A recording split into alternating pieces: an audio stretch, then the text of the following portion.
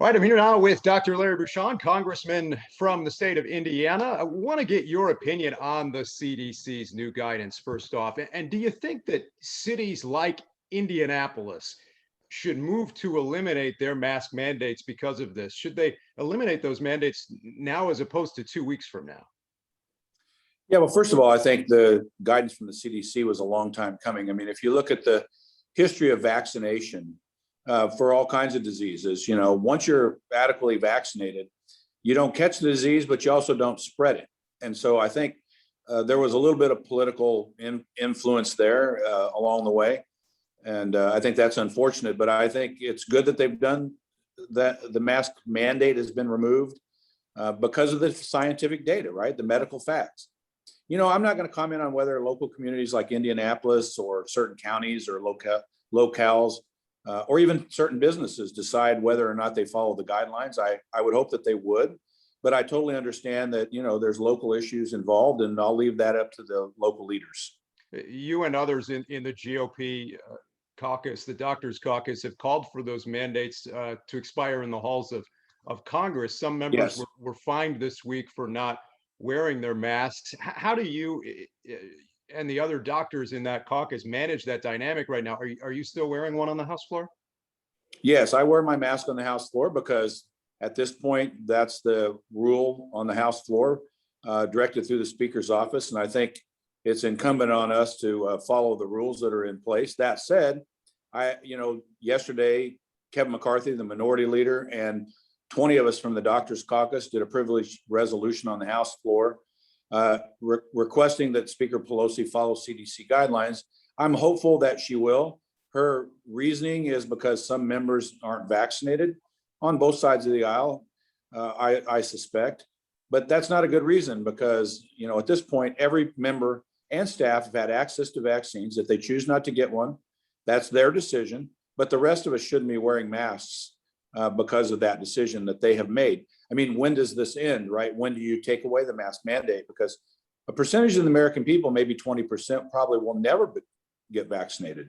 So we all can't continue to wear masks because people make a personal choice. Let's talk about that vaccine hesitancy. You and others in the Doctors Caucus recently put together a PSA encouraging people to get vaccinated. Will this new guidance from the CDC, do you think, encourage more people to get the vaccine? Well, I think it will, yes, because I think there'll be situations where people's employers will start to encourage it or maybe even mandate that. And so I think when it comes down to the personal decision, people will have to decide whether they want to go back to work or whether they want to get the vaccine. I think the government's not going to drive that. I don't believe the federal government should be mandating that the citizens of the United States get the vaccine. You think employers should be able to do so? Well, that's up to them. Again, like I said earlier, as it relates to the mask mandate, I think it's completely up to them. I think that, some will make that decision. Hospitals for years have mandated that you have the flu vaccine if you're going to work in the hospital. So, but I'm hopeful that people will get the vaccine. I think one of the things that would help is if we can get final FDA approval, not just emergency use authorization for the vaccines. And I know Pfizer has recently completed their process to get final approval, and I think that will help. I also want to ask about the January 6th commission. Yeah. Nearly every Republican member of the Indiana delegation voted against this 9/11 style commission, including the former VP's brother, Congressman Pence. Why did you vote against it? And how do you respond to Democrats who say the GOP is trying to, in their words, whitewash the events of that day? Well, first of all, I mean, it's being compared to the 9/11 commission on purpose by the Democrats and Speaker Pelosi because, of course, 9/11, we were attacked by terrorists, and there's no one out there that doesn't think that we should have investigated why we were open to being attacked by terrorists. This isn't the same thing. Would you not describe this as some form of domestic terrorism?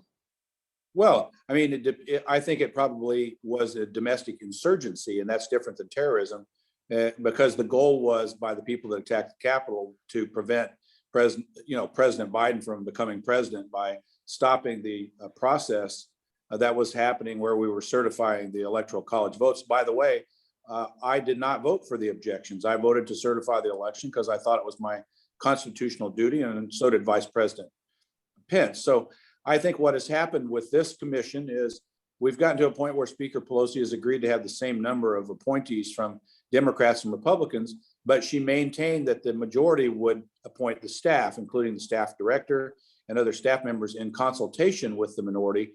But what that means is that the entire staff of this commission will be appointed by the Democrats. And the other thing is it clearly outlines in the bill that the administration will have some of its agencies engaged in the process. And of course, it's controlled by Democrats. So, I think Speaker Pelosi put this up in its current form for political reasons. And you saw 175 Republicans vote against it for that reason. We want a balanced, fair, accountable commission that gets to the facts. And I'm not afraid of the facts. I want the facts. And I think the American people do too. They don't want a partisan process. All right, Congressman Larry Bucshon, a lot going on there in Washington. We appreciate you taking the time. You're welcome anytime. Thank you. Thank you so much. Always a pleasure. I appreciate it. Thank you very much. Yep. Thanks.